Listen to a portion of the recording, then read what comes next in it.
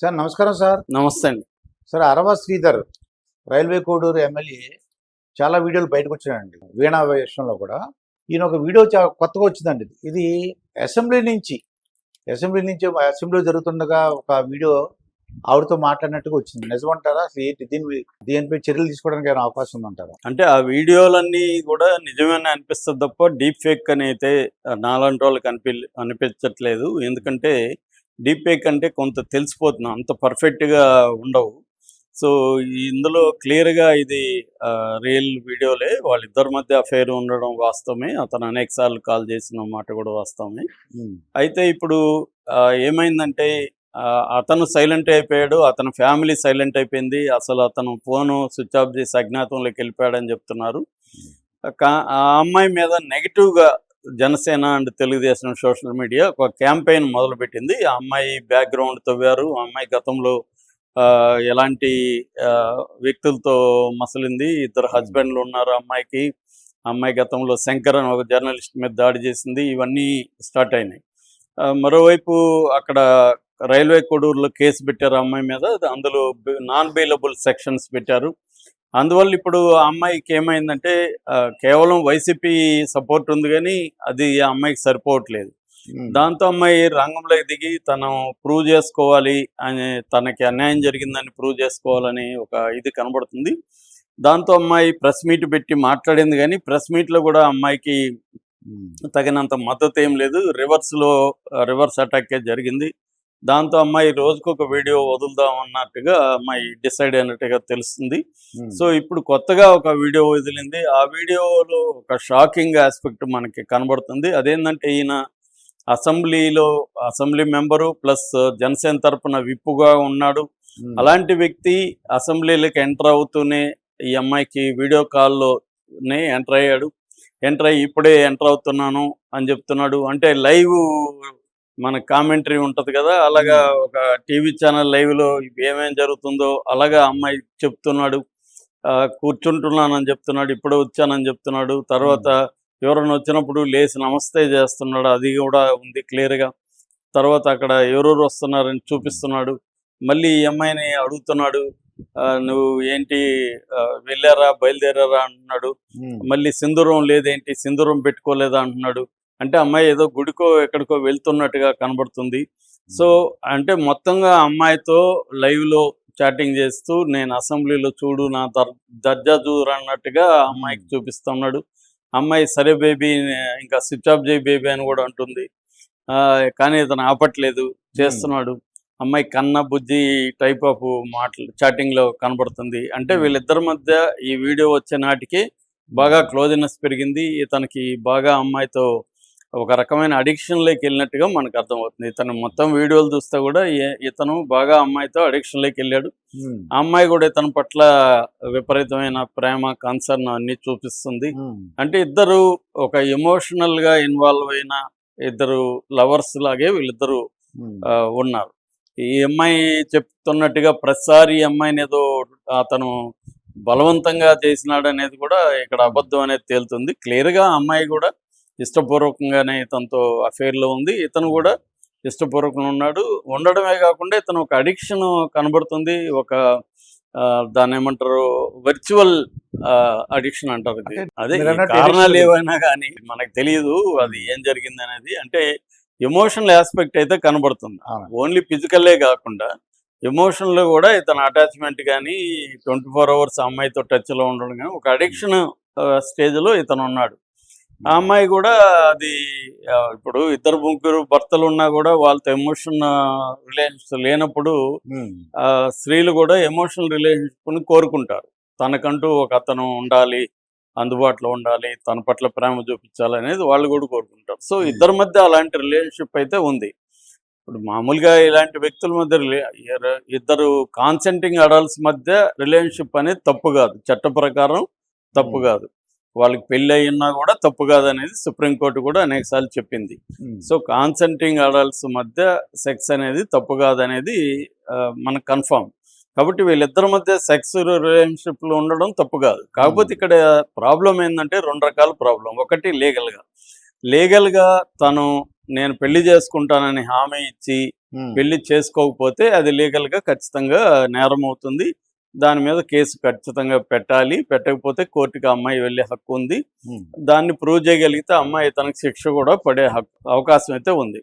అది legal aspect. రెండోది political aspect ఏంటంటే, మాట్లాడితే పవన్ కళ్యాణ్ స్త్రీల మహిళా జనోద్ధరణలాగా మాట్లాడుతుంటాడు. అలాంటిది తన పార్టీలో ఒక ఎమ్మెల్యే ఇలాగ వీడియోలు తీసి బయటకు వచ్చినప్పుడు అతను ఎందుకు స్పందించట్లేదు ఇప్పటి వరకు? ఓన్లీ ఒక నామకే వాస్తవ కమిటీ వేసేసి అది కూడా 7 రోజులు టైం పెట్టి దాన్ని నీరుగార్చే విధంగా ఒకటి చేస్తున్నారు. రెండో పక్క ఆ అమ్మాయి మీద అటాక్ చేస్తున్నారు. ఆ అమ్మాయి మంచిదా చెడ్డదా అనేది ఇక్కడ చర్చ కాదు. ఎమ్మెల్యే క్యారెక్టర్ ఏంటి, ఎమ్మెల్యే రోల్ ఏంటి అనేది ఇక్కడ ఇంపార్టెంట్. వీళ్ళు అది పక్కన పెట్టేసి ఆ అమ్మాయి మీద దాడి చేస్తున్నారు. దీనివల్ల ఇంకా నష్టం జరుగుతుంది జనసేనకు కానీ, ఇటు తెలుగుదేశం కూడా ఇబ్బందిలో పడింది యాక్చువల్గా. ఎందుకంటే తెలుగు కూటమి అంటారు కదా, తెలుగుదేశానికి కూడా అంటగడతారు కదా. సో కాబట్టి అదే చంద్రబాబు అయితే సత్యవేడు ఎమ్మెల్యే ఆదిమూలం చేసినప్పుడు ఇమీడియట్గా సస్పెండ్ చేసి ఎంక్వైరీ చేశారు. ఇక్కడ సస్పెన్షన్ లేదు. బయట ఓపెన్గా వీడియోలు వస్తుంటే మళ్ళీ దాంట్లో ఎంక్వైరీ అంటే అర్థం ఏంటి? సో కావాలని నీరుగార్చాలి అనేది. రెండోది, అంతకు ముందే ఒక ప్రకటన ఇవ్వడం, ఈ అమ్మాయి అంతకు ముందే ఒక 20 రోజుల నుంచి చెప్పడం, వాళ్ళమ్మ ప్రమీల ఎమ్మెల్యే వాళ్ళ అమ్మ 7వ తేదీ కేసు పెట్టడం, ఇదంతా కూడా జనసేనకు ముందే తెలిసే ప్లానింగ్ జరుగుతూ ఉంది అన్న ఇది కూడా ప్రజల్లోకి వెళ్ళిపోయింది. ఓవరాల్గా పవన్ కళ్యాణ్కి జనసేనకి అయితే జరగాల్సిన డ్యామేజ్ ఆల్రెడీ జనంలో జరిగిపోయింది. ఇప్పుడైనా దాన్ని రెక్టిఫై చేసుకోవడానికి ట్రై చేయకుండా ఆ అమ్మాయి మీదనే నెగిటివ్ చేయడం కనిపిస్తూ ఉంది. దీనికి రివర్స్గా అమ్మాయి ఇప్పుడు ఇది పెట్టింది. మరి దీని మీద కూడా ఇప్పటి వరకు అయితే జనసేన స్పందించలేదు. అంటే ఒక విప్పుగా ఉండి అసెంబ్లీలో మెంబర్గా ఉండి అసెంబ్లీలో ఇలాగా వీడియో కాల్స్ చేసుకుంటూ చాట్ చేసుకుంటూ చేయొచ్చా అనేది ఇప్పుడు ఇదవుతుంది. మామూలుగా అయితే అసెంబ్లీలో కాల్స్ చేయకూడదా అంటే చేయొచ్చు. అసెంబ్లీ జరగలేదు, చాటింగ్ చేస్తుంటారు. చాలాసార్లు అసెంబ్లీలో బ్లూ ఫిల్మ్లు పోర్ను చూసిన సందర్భాలు కూడా బయటకు వచ్చాయి. సో ఇన్ని వస్తున్నా కూడా ఇతను ఈ వీడియో ఇప్పుడు బయటికి రావడంతో పవన్ కళ్యాణ్ ఏమన్నా దీని మీద చర్య తీసుకుంటాడా అన్నది ఇప్పుడు జరుగుతుంది. అంటే అతను అక్కడ అమ్మాయితో చాలాసేపు అయితే అమ్మాయి నువ్వు ఫోన్ పెట్టేసేయని చెప్తా ఉంది, అసెంబ్లీలో ఉన్నావు కదా పెట్టేసే అంటే కూడా ఇతను పెట్టట్లేదు. అంటే ఇతనికి ఎక్కువ అడిక్షన్ ఉన్నట్టుగా కనబడుతుంది. రెండోది, చాలా మందికి నేచర్ ఉంటుంది. వాళ్ళు డైలీ లైఫ్లో ఎక్కడ హోటల్కి వెళ్తారు, ఈ రోజు హోటల్కి వచ్చాను చూడని చూపించుకుంటుంటారు లవర్కి, ఇంకేదో జరుగుతుంది చూడు నేను వీళ్ళని కలవడానికి వచ్చానని చూపిస్తుంటారు. ఇలాంటి లక్షణాలు చాలా మందికి ఈ మధ్య ఏమైందంటే ఈ సోషల్ మీడియా ఫోన్లు వచ్చినాక ఎగ్జిబిషనిజం అనేది పెరిగింది. అంటే నేను హ్యాపీగా ఉన్నాను, నేను దర్జాగా ఉన్నాను, నేను రిచ్గా ఉన్నాను, ఇవన్నీ ఎగ్జిబిట్ చేసుకోవాలి, ఎవరో వ్యాలిడేట్ చేయాలి. సో ఇది ప్రదర్శన అనేది పెరిగింది. నిజంగా హ్యాపీగా ఉంటే ప్రదర్శించాలని అవసరం లేదు, కానీ ప్రదర్శించే కల్చరు బాగా పెరిగింది. దీన్ని సోషల్ మీడియా కూడా వాళ్ళ ప్లాట్ఫామ్స్ కూడా ఎంకరేజ్ చేస్తాయి. దానికి అనుగుణంగానే డిజైన్ చేస్తాయి వాటిని ఇవాళ. సో అంటే కన్జ్యూమరిజాన్ని పెంచేదానికోసం వీళ్ళంతా కూడా ఏం చేస్తారంటే కన్జ్యూమర్స్ని ఎలా తయారు చేయాలి. అందుకనే మనం ఏదన్నా ఒకటి సెర్చ్ చేయగానే, ఇప్పుడు షూలు సెర్చ్ చేసాం అనుకో, అవే యాడ్లే వస్తూ ఉంటాయి మనకి. అంటే ఇంతకుముందు ఏంటి, షూలు యాడ్ ఇస్తే ఎవరు చూస్తారో షూల కంపెనీకి తెలియదు. ఇవాళ షూ కావాలనుకున్నోడికే షూ యాడ్ చూపించే ఒక టెక్నాలజీ వచ్చింది వాళ్ళకి. అంటే మోర్ కన్జంప్షన్ పెంచుకునే, ప్రొడక్షన్ని కన్జంప్షన్ పెంచుకునే, సేల్స్ని రెవెన్యూని పెంచుకునే ఒక మోడల్ ఎవాల్వ్ అయింది. సో అందువల్ల ఏమవుతుందంటే ఇది ఈ టెక్నాలజీని ఎట్లా విచక్షణ కోల్పోయి వాడితే ఏం ప్రమాదాలు వస్తాయనేది లేటెస్ట్ ఎగ్జాంపుల్ అనమాట మన ఆరవ శ్రీధర్. అంటే నువ్వు ఒక బాధ్యతాయుతమైన పదవిలో ఉన్నప్పుడు నువ్వు జాగ్రత్తగా ఉండు. నీ ఎఫ్ఐఆర్ ఉండొచ్చు, ఇంకొకటి ఉండొచ్చు, కానీ జాగ్రత్తగా ఉండాలి అనేది ఆయన విచక్షణ కోల్పోయినట్టుగా మనకు అర్థమవుతుంది. దాని పర్యవసానం ఇప్పుడు పవన్ కళ్యాణ్ అనుభవిస్తున్నాడు. పవన్ కళ్యాణ్కి బాగా నెగిటివ్ అయితే వచ్చింది. దాన్ని సరిదిద్దుకోవడానికి కూడా పవన్ కళ్యాణ్ ముందుకు రావట్లేదు. గుడ్డిగా అమ్మాయికి యాంటీగానే వెళ్దామని కనిపిస్తుంది. ఏవేవో బయటికి తీస్తున్నారు, కానీ దానివల్ల అమ్మాయి బ్యాడ్ అయినందువల్ల ఇతను మంచివాడు అయిపోడు కదా. సో అమ్మాయి బ్యాడ్ అనుకుందాం, అమ్మాయి క్యారెక్టర్ బాగాలేదు అనుకున్నాం, ఇతని పరిస్థితి ఏంటి అనేది ఇప్పుడు జనాలు ప్రశ్నిస్తున్నారు. పవన్ కళ్యాణ్ గారిని ప్రశ్నిస్తారు, తర్వాత ఆడవాళ్ళకి సపోర్ట్ చేస్తారు.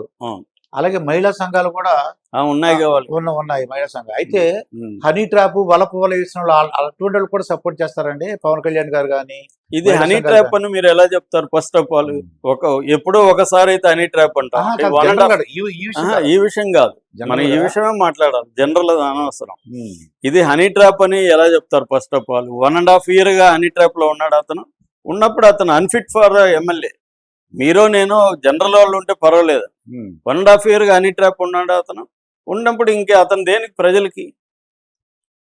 ఇది హనీ ట్రాప్ అనేది ఫస్ట్ నిర్ధారణకు రాకూడదు. అది ఆ అమ్మాయి ఏం చేసిందని పక్కన పెట్టింది, ఇతని క్యారెక్టర్ ఏంటి అనేది ఇక్కడ ఇంపార్టెంట్. దాని మీద ఇతను స్పందించాలి. రెండోది, ఫర్ ఎగ్జాంపుల్ ఇదే వైసీపీలో ఉన్నింది అనుకోండి, పవన్ కళ్యాణ్ బిహేవియర్ ఎలా ఉండేది? హనీ ట్రాప్ ఇది అనేవాడా?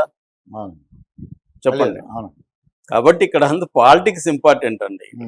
అందుకని మహిళల మీద నేను పోరాడుతున్నాన్న వ్యక్తి ఫస్ట్ నువ్వు సపోర్ట్ చేయాలి. దాని తర్వాత తన మీద తీసుకోవాలి. దాని తర్వాత తేలితే అది వేరే విషయం. ఇది హనీ ట్రాప్ అని ఎవరు కూడా ఇప్పటి వరకు వాళ్ళ ఇంట్లో వాళ్ళు కూడా ప్రూవ్ చేయలేకపోతారు. సైలెంట్ ఎందుకు అయిపోయారు వాళ్ళు ఈ వీడియోలు వస్తుంటే? మరి ఈ వీడియోలు వస్తుంటే ఆ వీడియో నిజమా కాదా అని తేల్చొచ్చు కదా. కాబట్టి అతను ఎస్కేప్ అవుతున్నాడు పవన్ కళ్యాణ్ క్లియర్గా. పోనీ పవన్ కళ్యాణ్ వచ్చి బయటకు వచ్చి హనీ ట్రాప్ అని చెప్పానండి, చెప్పే దమ్ముందా? లేదు కదా. మరి క్లియర్గా ఎస్కేప్ అవుతున్నాడు అంటే అర్థమవుతుందండి. ఎవరైనా ఎస్కేప్ అవుతున్నారంటే there is some truth in it.